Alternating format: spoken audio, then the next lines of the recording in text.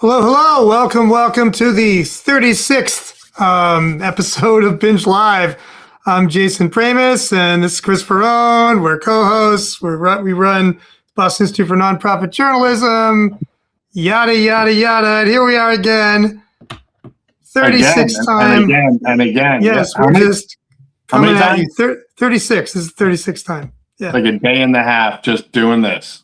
Yeah, literally just these shows. So it's good. So we do more of them and then cut short videos out of them. And then more people see us, which is very nice, as Chris mentions in his brand new piece. Yes.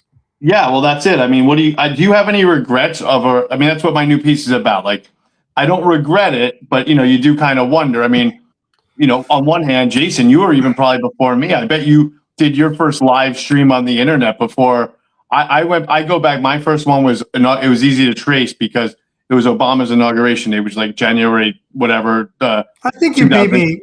2009, and the technology was shaky. Carly Carioli, my editor from the Phoenix, we had this flip. It was like a Nokia kind of. Some of it was a flip, but it was more sophisticated than a regular flip, and it had a antenna.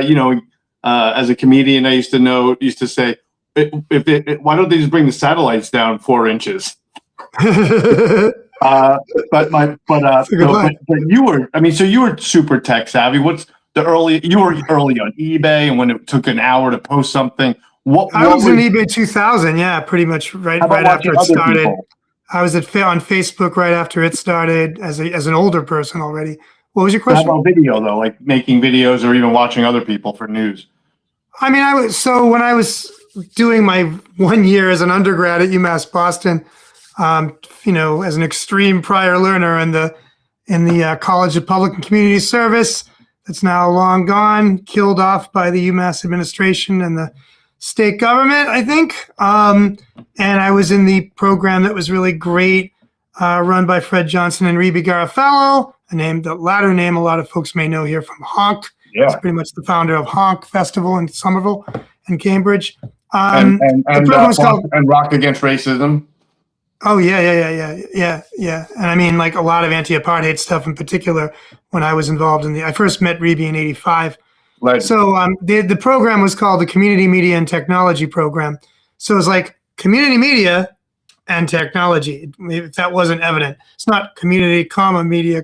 So it was about like grassroots media and trying to use the best tech you possibly could, as well as kind of analyzing the tech and what was happening in the legal regime, the political regime, socially, culturally, all that good stuff. And in the middle of all that, we had the father of one of the Monster.com founders, had been teaching in this very progressive college within a very progressive university, here in Massachusetts. He bankrolled his son bankrolled a whole lab for us with like what was then like state-of-the-art stuff. Like Chris, in 2005, we had a terabyte of backup, my friend, and it was like this big and that wide. It was at the time cutting edge. We had a nice Mac lab with all these computers, and we had a electronic classroom early on where you could like do stuff instead of a blackboard. It was this janky, early busted tech where you could kind of point at stuff, and it would appear as if you were on a big like Mac screen or whatever. And it broke like really fast, but whatever, we had it. And so, we were doing some streaming video, certainly out of the program, but I wasn't doing news, live streams of any kind until 2 or 3 years at least into Open Media Boston, the publication I launched in May 2008.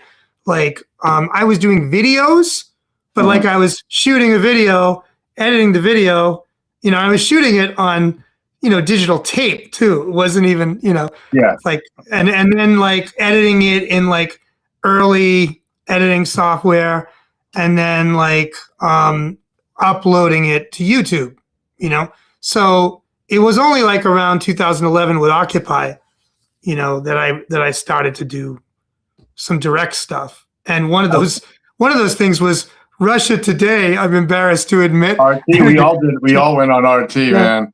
I mean, no, I may I have been on called with them you. I called them propagandists while I was on there, basically, and I started referring. I was like, I was trolling them. I was referring to like, this the Soviet times and the '68 rebellion and Czechoslovakia and stuff like that. Like, Prague Spring, things that would make dictatorially minded Russian Listen, leadership Occupy was unhappy. a perfect example. That you want to make America look bad. Here's a protest movement. Just put the camera Yeah. there. So I mean, we already knew it was problematic. I'm not saying I went on there and like, oh no, I didn't know they were afraid of. Like I knew, but that's exactly right. It was like people were watching it a lot then, like Americans were watching it, and it was an opportunity, therefore, to reach, and they quite were a lot of people. They were on real broadcast also, though. Yeah, So yeah, it wasn't just online. I mean, for me, it's like if I'm getting to the end, this conversation, I'm basically saying, I'm asking you, like, for me, I can't speak.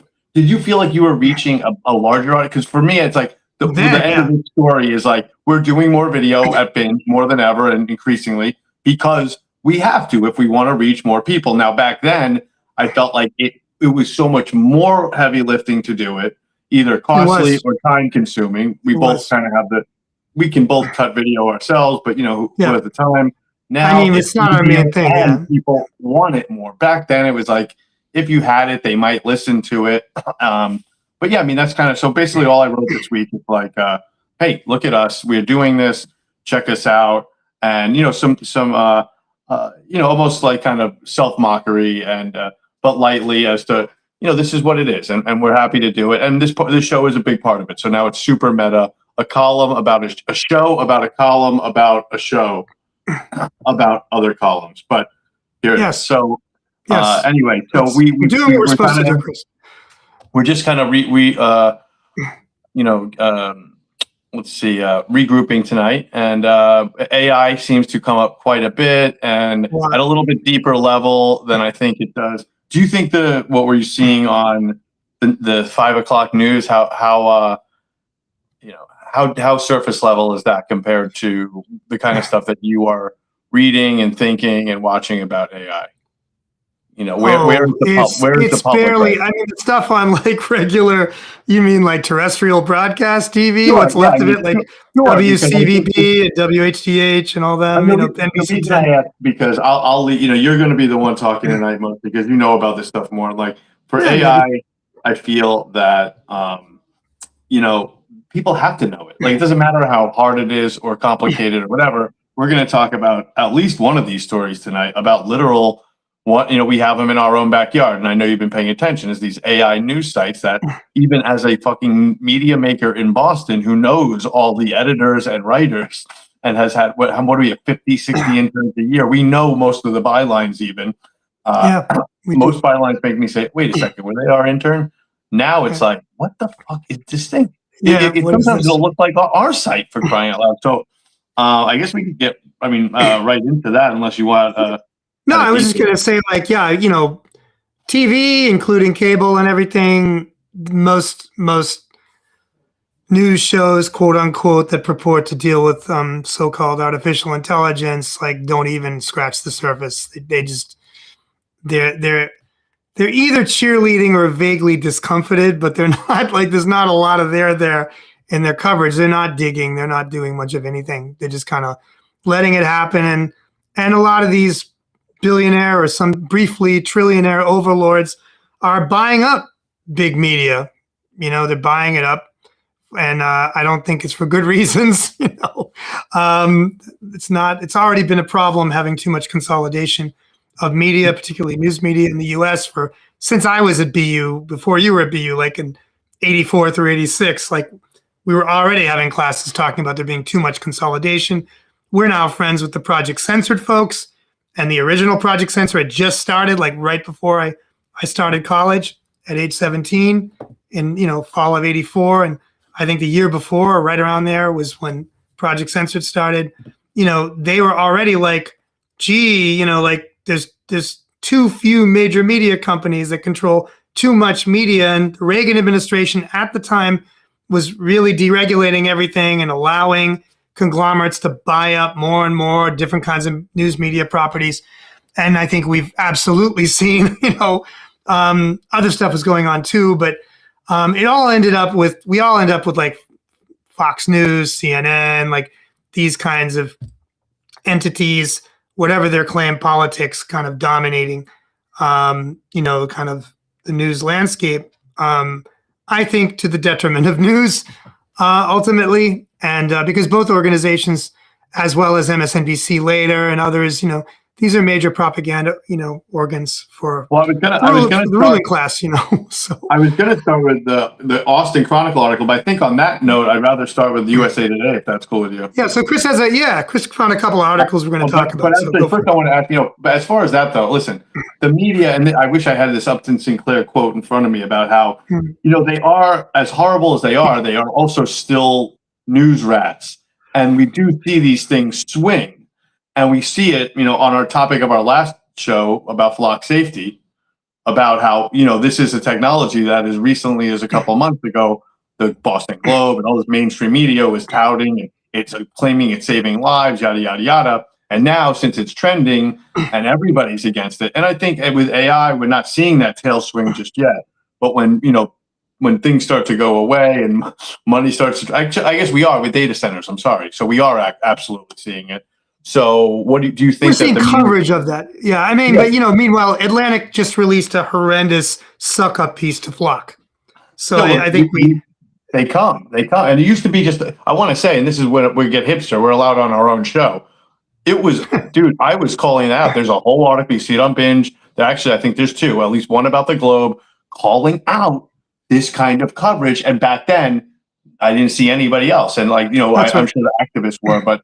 And now it gets noticed, and I think that's important. It's an important thing to note. So this next one, this is important. This is a thing we can nerd out on this show, because this is a little, as we call inside baseball. Of course, a lot of people who do end up getting this content are news geeks. That's why they're following BINJ, I suppose. But this is America's largest newspaper chain, USA Today, partners with Palantir to analyze audience data as search traffic fails. So. Can we just start with the grand irony here? I think you just kind of stated it, but this is like hiring AI to fix what AI has done. Is it that simple? It's like hiring Darth Vader and the Grand Moff Tarkin to fix the Death Star, basically, because we're talking about Peter Thiel, who I guess, he'd be the emperor, I guess. And then Alex Karp, the CEO of Palantir, who's one of these feral psychopath billionaires, like Sam Altman and others that have all been groomed by Thiel. Like he's like the vampire, to speak in vampiric terms, Chris, right? So and they're both behind Palantir, both of these cats. And they, these are not nice people, and they do not care how they make their money. And they very much make it by doing creepy, globe-sweeping surveillance on the entire population of the planet. I mean, that's what it's come down to. Including this. So we'll get to the claim on that. Yeah. So, by the way, USA Today, and this is a rapid decline. I mean, it's Jason was just saying, I was saying, I used the word that we're getting, we're millions of eyeballs, but of course I mean it in the aggregate, Jason. Then, now, always. This is the literal. They were getting USA Today is on the other. They're on the downswing, whereas BINJ is on the upswing, my friend.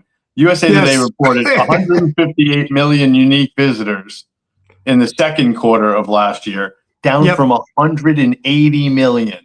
I know. I was, because they're saying that USA Today and then also the New York Times, which was it 2 weeks ago? Everyone's like, oh, the Times is doing gangbusters with their traffic. Well, not now. Right.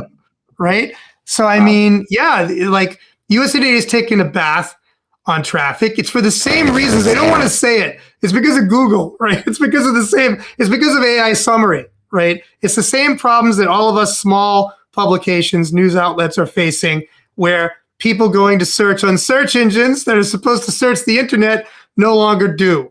They just want to keep people on search sites like Google, right? And keep you're just stuck there because you just read the AI summary, which is right on top of whatever you're asking. And Google and other search engines may grudgingly put little links somewhere, but virtually nobody except people like you and me look at the links to other sites like ours, or in this case, to USA Today, right? and USA Today is like trying to make mealy mouthed excuses. I mean, we could read the quotes, but it's just stupid. We're reading. So do you want? Go right ahead. I got another one to read too when we get to it. I'll do this is the gobbledygook. And speaking of AI, I mean, this is embarrassing. This is triple irony. So this is, and of course, I don't know if we even explained, for the layperson out there, it's not intentional that we haven't explained what Palantir is doing for USA Today. It's that we've seen it all. It's all bullshit. We do, a very limited version, not intrusive. We do look at, who are our readers? What have they told us about themselves? This is like strip mining your readers' data. They claim that they're not selling it. I do want to make that clear. They claim that this is, when they're doing something for a company. But of course, there's no precedent of a company that does this kind of work losing data or leaving it insecure on a public a website or something. There's no precedent of that at all. So here, all right, Jason, this you could actually make a poem out of this. All right, so this is what the USA Today chairman, Mike Reed, told investors about this new technology that they're using. Do you want music for this? I think we have some crappy AI music we can play. Are you ready? Every visit, every session, and every moment of attention creates a signal. When we connect those signals, they become actionable intelligence that allows us to engage users more effectively and monetize those relationships faster and at much greater value. The work our team is doing with Palantir is a direct extension of this strategy. We are applying Palantir's AI-powered platform to one of the largest opportunities in front of us, converting the sheer scale of our audience into known, orchestrated first-party relationships. Now that sounds like equality, right? Because that is what turns our reach into sustainable, higher value revenue. And I'll say you get to do next. This is like a funeral for the media. You get to read your passage. But all I'll say on this one is like, all I hear when I'm reading that statement is like, it's like there's like this Weapon X, like the making of Wolverine. I think it's like the third one where he's like just getting his sucked, like all the life sucked into. I think it's like when they're making him, and I'm just thinking of like the tentacles of USA Today just sucking the life out of these dying 158 million monthly readers, which I gotta say, and this is the most disgusting thing I've ever. The contempt for media, for everything that we're trying to do here, and it will be like a decade, 2 decades before it's actually gone. It'll be like fucking Sears, just rotting to the ground, still at the a media mall. Garbage articles populated by AI for decades. So, what's your favorite passage? Well, I mean, I just want to say all I see is the corpses of 120 dead little Iranian girls. Okay, targeted apparently, in Senate hearings. This came out, by Palantir's, I think it's called Maven smart system, as well as Claude systems. The Anthropic, Chris, they're the good guys of AI, right? They don't target little girls in Iran, right? With their so-called AI bullshit, right? They don't target, Palantir in particular, right? Like, God forbid they might target who knows how many little Palestinian kids in Gaza. Okay, what beautiful, of course USA Today wants to use this company. Isn't it wonderful, Chris? How they mash together all of humanity's databases, often only quasi-legally, or dare I suggest illegally, right, in ways that allow them to be a private super spy agency for hire, right? As well as having all these commercial products. Like Reuters. Reuters is one of them. I mean, this article also points out Axel Springer, which owns Business Insider, Politico, Bild, and The Telegraph. Fox News is partnered with them. This is quality, and news content, Chris. That would contract with these, beautiful human beings like Alex Karp and Peter Thiel, right? Credit the Neiman Lab for the story. We should probably we're getting this is a Neiman Lab story. Right. It's backwards too. I guess. Sorry, I'm backwards this week. Let me see if I can reverse your. I don't have the usual. There we go. Go for it. Put it back up now. Put that nice Neiman the Labs Neiman piece up Lab, there. and you can tell we actually do our Neiman Lab. homework. You know. Ooh, pretty.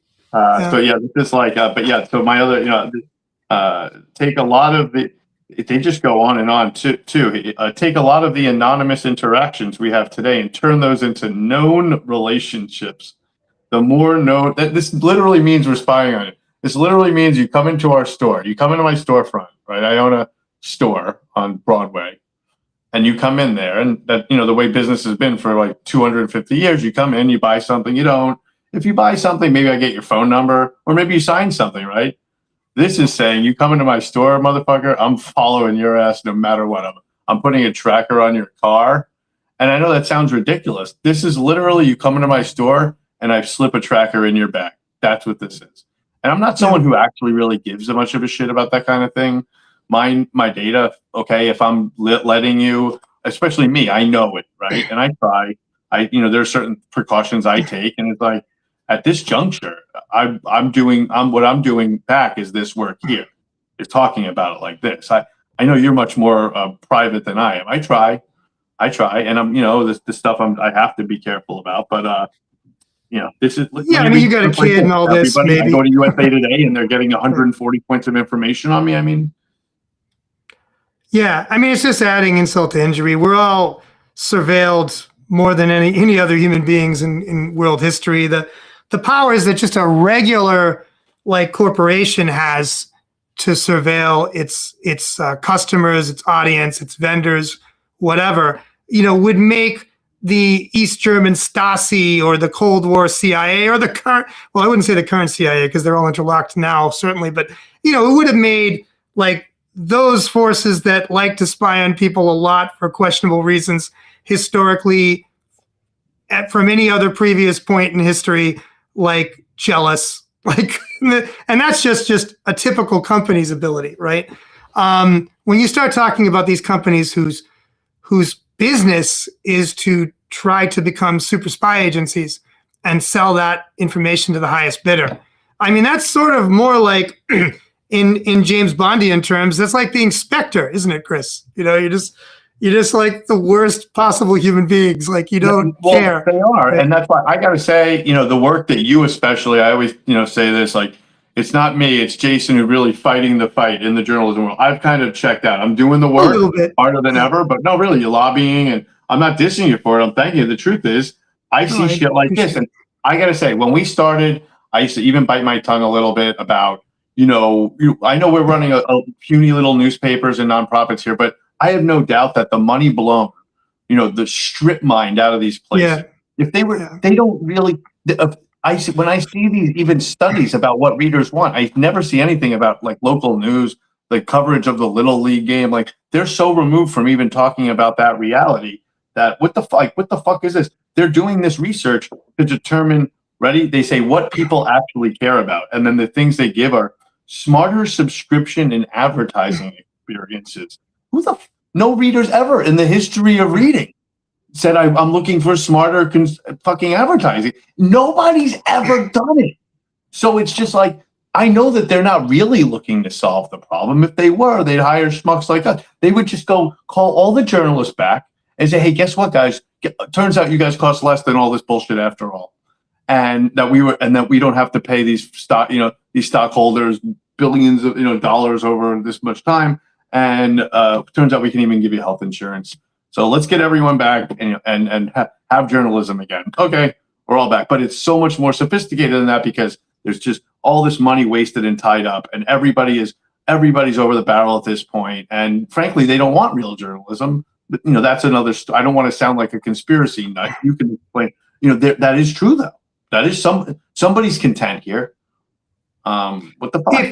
If you're a journalist and you're serious about it in a democracy, even a failing one like ours, and again, folks, not just because of Trump, this goes way back to the beginning of the country, but then, like I always tell our interns, you need to take a Hippocratic oath for journalism, just like you would if you're a doctor. And what does the Hippocratic oath start with? It says, first, do no harm, right? Certainly not to regular people and people land, but you're supposed to be punching up, not down, all that stuff. We always say, and here they are, contracting with this incredibly unethical and dangerous company, using technologies that have never been properly tested or vetted in any public facing way, that are constantly breaking and screwing up. And, if we want to be nice to Palantir, all we can say is like, yeah, maybe, your targeting systems and Claude's targeting systems, screwed up when they, were used to target weapons that murdered all these little schoolgirls and little boys and girls in Palestine and elsewhere, no doubt. Okay, maybe it was a boo-boo. Well, that's kind of a problem, isn't it? And most importantly, like, it's the kind of thing that any journalist should be called out for doing, right? So, like, we are here calling out USA Today. I mean, we understand it's like this big corporation. So as did a number of their employees, we have to note, and it's not like this stuff goes on. I don't want. Oh yeah, no, absolutely. I mean, look, they're Palantir employees, Chris. They're Google employees, OpenAI employees, Cloud employees. Anthropic employees. Name your big evil corporation. Meta, Microsoft. They all have sort of like ethical human beings working for them, at least for now. Although certainly people like Zuckerberg with his crazed 6,500-word super intelligence manifesto of a few days ago. I don't think he wants any humans working for him, Chris. I've not seen. I hope. You must look at it, Chris. Well, I will. Well, it's funny you should say that, Jace, because I hear your call for a Hippocratic oath, but it turns out we've already found a way around a loophole because a bot can't take one. And this next article comes from the Austin Chronicle. Props, by the way, to all remaining alt weeklies, alternative weeklies, whatever you want to call them. A lot of them are monthlies now. The Austin Chronicle, one of the greats, of course. Props to Lewis Black, the founder, who I believe is retired in Cape Cod. We've got to give him a call. This article is by Maggie. By the way, the Neiman article was by Sophie Culpepper. Oh, we know, yeah. The Austin Chronicle article by Maggie Quinlan. It's called AI News Lurks in Austin. Who is behind it? And basically, this is for anybody out there, whether you realize it or not, you have come across an AI slop site. Jason, where do you think you are most likely to get wind up? What's the conduit? How do you wind up on the conduit? I think is social media, pretty clearly. But I just had a good friend of mine, very smart person, same fancy graduate degree I have and stuff like that, and he shows me, and we're about the same age. Like I'm 59, he's a bit younger than me, but he shows me some AI slop, with a conspiracy theory, and asked my opinion about it. So obviously he knows there's something wrong with it. But like, of course, where is he picking up this stuff? Yeah, on Facebook, on whatever other social media that he may use.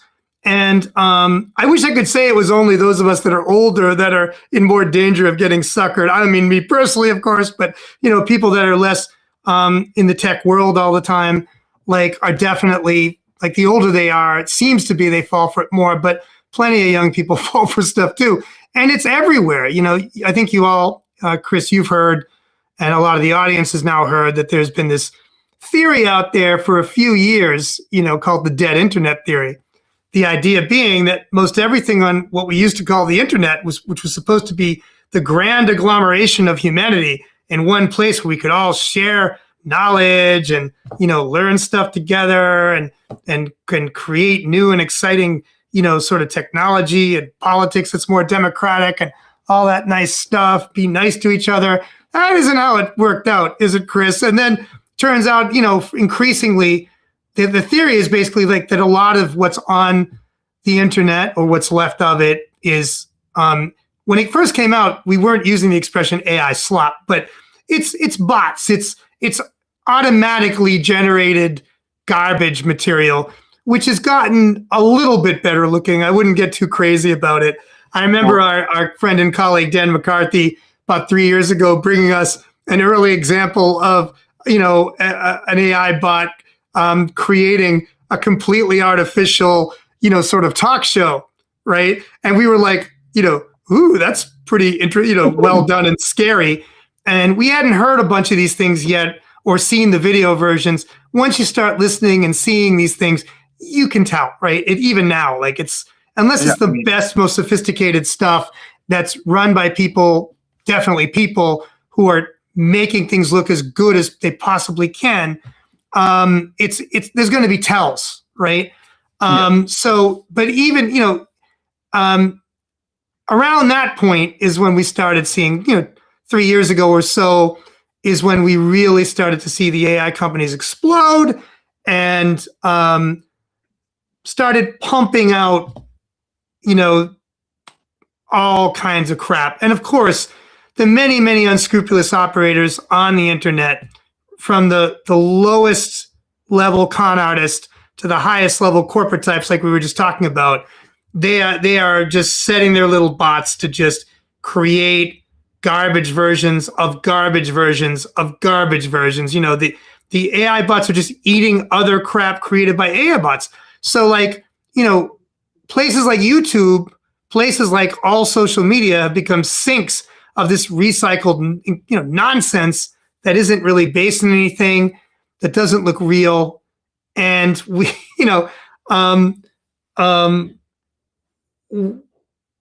it now seems like the idea that the internet isn't real is becoming increasingly true. And I forget what the recent studies that were just coming out were saying, but it's definitely around 50% or more of content on the internet is thought to be created by different kinds of little robots, right? That's what we were talking before about traffic, about some of these, of course, these AI news sites, and it's like that's what I'm getting at, right? Yeah. No, I know. Oh, sorry, no. But my point is like what you're saying is like it's all bullshit anyway. Like, am I to be jealous? It's like bullshit upon bullshit. And so go ahead, just say what the story says that you got there. No, it's so they're basically they're chasing. It's like the chair company for those who've seen, trying to get to the bottom of this onion. Who actually runs these fucking websites? This is one in Austin that was getting. Well, this is a bunch of them. 68 million views from roughly 5 million readers. This is 40 of the network's 59 publicly claimed sites cover Texas. And they're basically AI chatbots. And by the way, we were saying some of these are very hard to tell because it's like they don't, if there's a moral to this story or what this story is ultimately about is they can't even figure out what the motivation is. Like what if it's political? This one, there are others. But these are just like news sites. And by the way, for anybody out there thinking, why doesn't BINJ just employ these tactics? It's because of a very simple fact. It's because this bullshit internet of which Jason speaks favors people who crank out more. There's one weed company, a cannabis website. I know they do 50 posts a day, 50 posts a day with all their AI bullshit. Yeah. And they crush it in the fucking, and I'm sure they're not right now because of AI. Again, the irony upon ironies, right? But for the reason Jason and I don't have millions every day on BINJ.news is because we're, carefully reporting the stories that we do, and which is going to be at best 5 original features a week. That's a stretch. Sometimes as few as 1 or 2, but no matter what, it's original content. Think about it, add it up. We're still reporting 200-300 pieces a year, which I still, even to me, even by modern standards, if you understand journalism, is an unbelievable amount. But that's how much one of these dog shit sites is doing in a day. Yeah, right. If they get going, and this one in question, it's we don't know if it's really going or not, right? What's it called? Well, the first one that they were looking at in Austin is called let's see. They end up talking to some actual person, right? Yeah. Well, there's a bunch of them. Let's see. Begins with an N, I think. Well, Nextcom Media was the name of the site. Let's see. Yeah. It's just called The Austin, by the way. That's why that particular site, right. It's called The Austin, and it's kind of like you're new to Austin. By the way, one of the most transient cities in America. There's probably thousands of people moving there every week. Yeah. Like, oh look, The Austin. And it's and then by the way, what I was getting at before is that one of the reasons it's hard to tell is because it's just like it's a regular quote by a regular person. It just turns out it's a fake person and a fake quote for no fucking apparent reason, which is totally confusing and really Kafkaesque. Here's one that popped out to me. Not to, I think the spoiler, of course, is that the left is terrible at this shit. And a lot of this one knocked me off my chair. This statistic right here.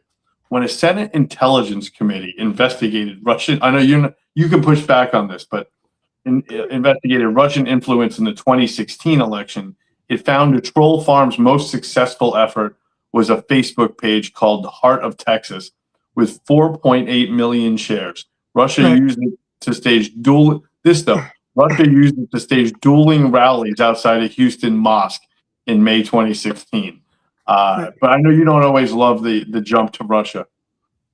I don't like it when it tells me something about the author, right? That she's a liberal that believes that Trump is a Russian creation and all this stuff. And that's exactly what, we already went through, what more or less could be described as a justice process on these matters, right? We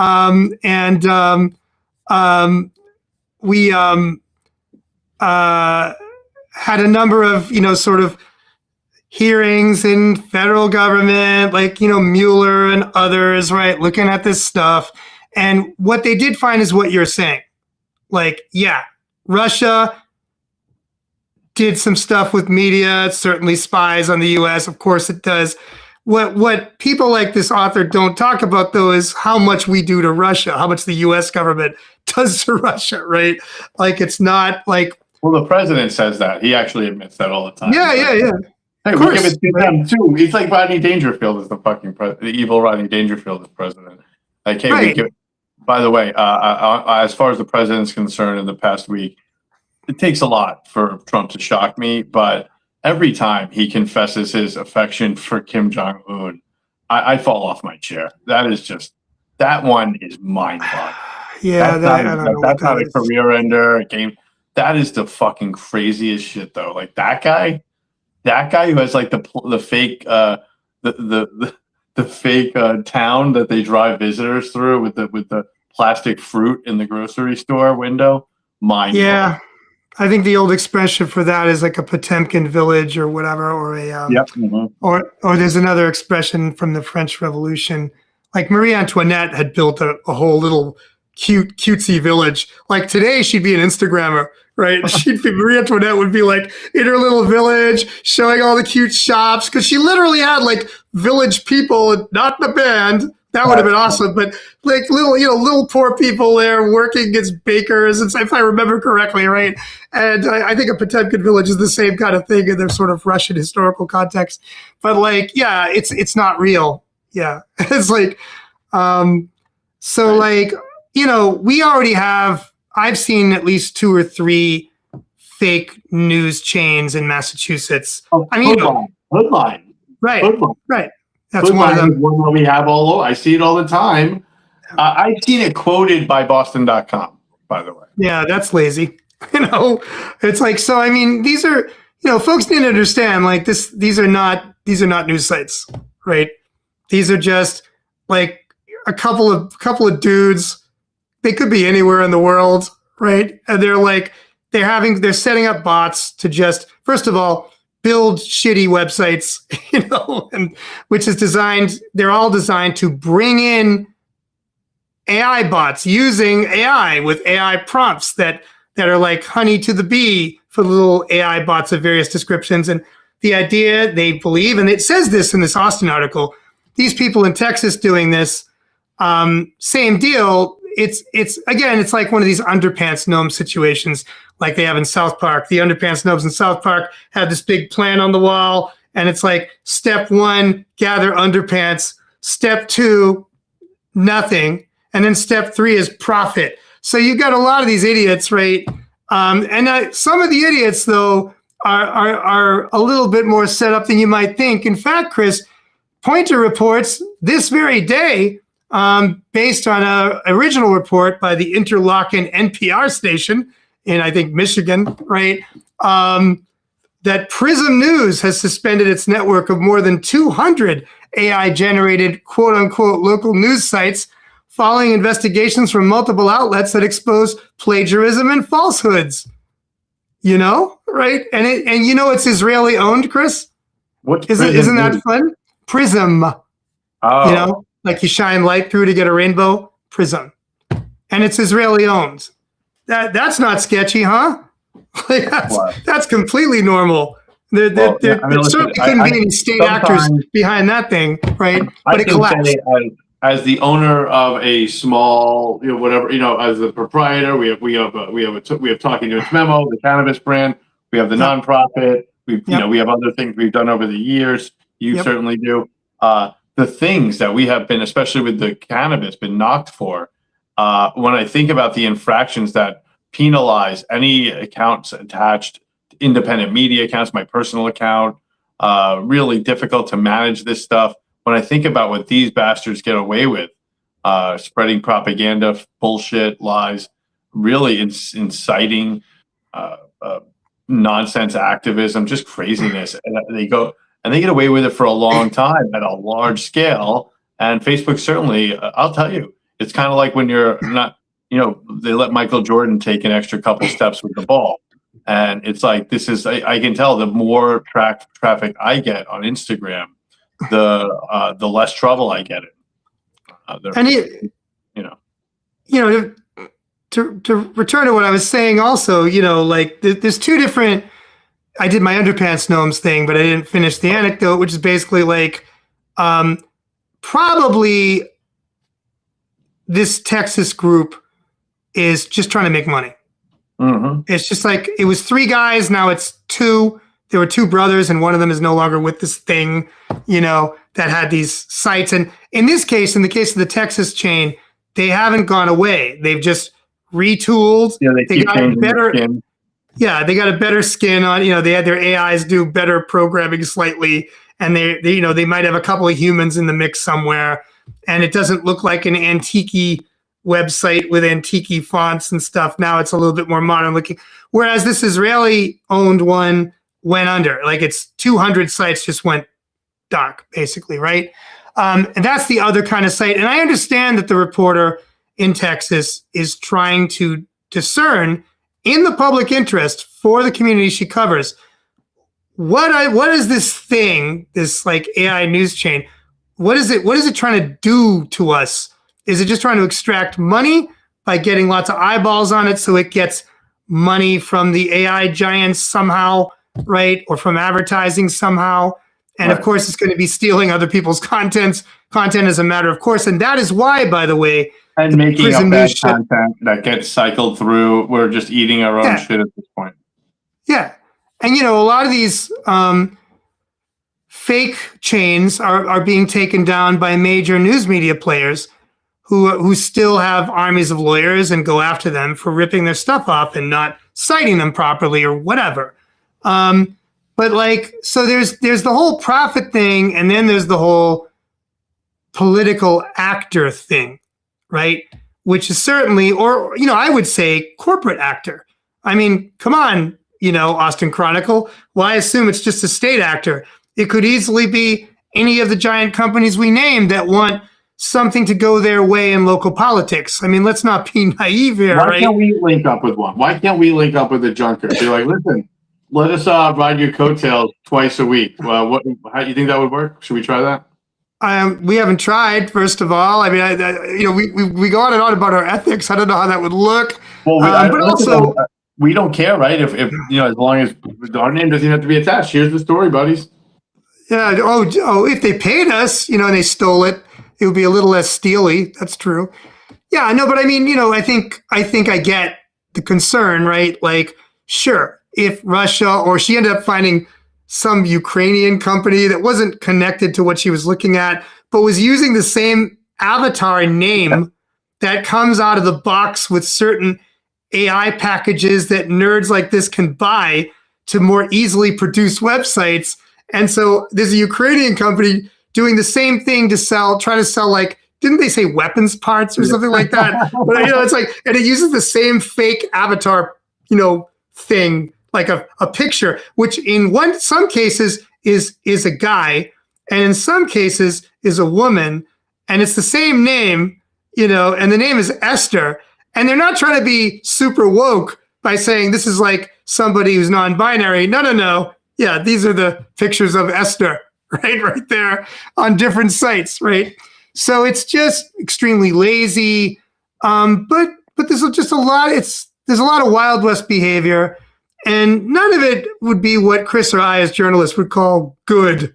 In any way. It's not good as journalism. It's not good ethically. No. It's not good business practice. It's not good legally. I mean, we could go on, right? And this is why. And this is like when people ask us, because if you're a reporter, you can't leave your house without somebody walking up to you and asking you, "What do you think about AI in journalism?" That is obviously a 4-day discussion. Even for someone like me who cannot give a shit about the mechanics, I know I care about the tools that are useful to me. That's one conversation. Exactly. The economics of how it's impacting the newsroom is another. There's the editorial. There's a Scalawag, for example, is a website that unfortunately just got duped by an AI journalist. That's another situation. But these bullshit websites popping up. And then there's 1,000 other discussions under that. So with that, I'm on vacation. But let's wrap it. But I think next time we'll bring an expert on any one of these tangents, because the conversation goes on and evolves. But I think really check this out. We're going to get some great clips out of this one. But definitely the Chronicle article, thanks to them, and Neiman, the Neiman one. And by the way, if anybody's interested in the USA Today piece, what happened over there, there's been a lot of subsequent reporting about reaction from employees, about reaction from journalism group. This was a big deal. But Jason closed it. I should have said at the beginning, do no harm. This is like, for us, it's almost corny to say it over and over. It's kind of obvious, but this is the opposite. This is like, and also at a simpler level, easier to understand for the average reader, is like, we're supposed to be building a relationship with the reader here. That's the joke. They're buying tools from a company that literally kills children and assists with the killing of children to build trust with the reader. And if you're doing that, and that's not hyperbole, that is like with situation here. If that's how you're building that relationship, I think something's fucking off. Go hire somebody. So you get some new ideas, because this person is not doing the trick. So there it is. Yep.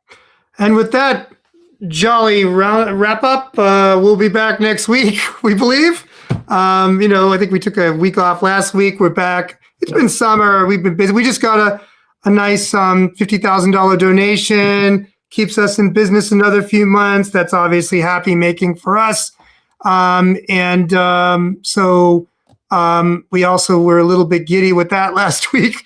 But we'll be back next week, probably on Tuesday, probably in the evening, and we'll be talking about more stuff relating to the reporting we're doing into the awesome people that work with us. So check out, and we have a new video by Eliza Dewey dropping, some other clips from previous BINJ Live. So check out.